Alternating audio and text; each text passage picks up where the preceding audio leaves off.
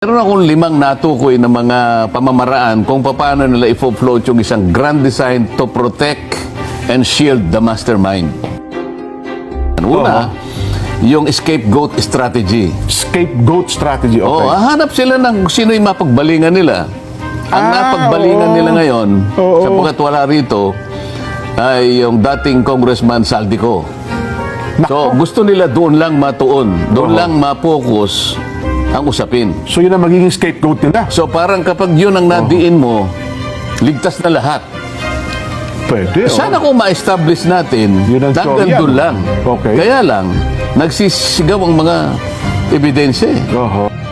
Ito yung sinasabi ko sa iyo na pangalawa na undermining the whistleblower. The whistleblower. So lahat ng paraan ang gagawin para pagtakpan, para ilihis, para iligaw ang mamamayan. Pagkatapos gagawa sila ng pangatlo, gagamitin nila yung blue ribbon na parang shield. Parang pangtakip din. Di ba? Ba, medyo, ano yan, Sen, ha? Hindi ba marami ng pronouncements yung mga opisyalis ng blue ribbon na si Gutesa fraudulent ang ano nito. Di ba? Ganyan. So, pagdating niya sa, wala na sigurong, akala nila, wala nang maniniwala. Pati kayo, dinidiscredit din. Pati ako ngayon, dinidiscredit. So, ano ngayon ang patutunguhan ng ano na yan? Papalihis na. Bakit hindi natin gamitin ang blue ribbon sa iisang direksyon?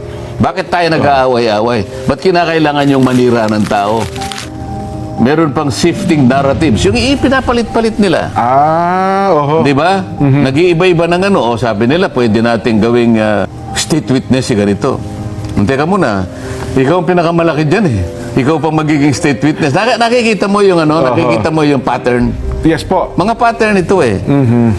Kapag ito'y pinagsama-sama mo yung pattern na to, maliwanag na maliwanag, ililihis nila. Ayun. Isisinsay nila yung katotohanan. Kaya pala dinidiscredit din ng mag-asawang, diskaya. Kasama yun eh. Ito yung panghuli, ito yung diversion and deflection. Kamukha ng, hindi, ang may kasalanan yung nakarang administrasyon eh. So yun ang diversion. Hindi ba pinipilit nilang palitawin dun sa mga naunang tumistigo? But teka muna, bakit ito lang yan? Paano yung between 2012 to ganito, 2016, between 2010 to 2016, nasaan yung mga yun? Yun ang diversion. Kaya pala... So ibig sabihin ngayon, teka muna, kasama ba sila sa 2025 na pati yung budget inilikot ninyo? Kasama ba sila ron? Kasama ba sila doon sa mga tumira ng program? Kasama ba sila doon sa allocable? Kasama ba sila sa leadership?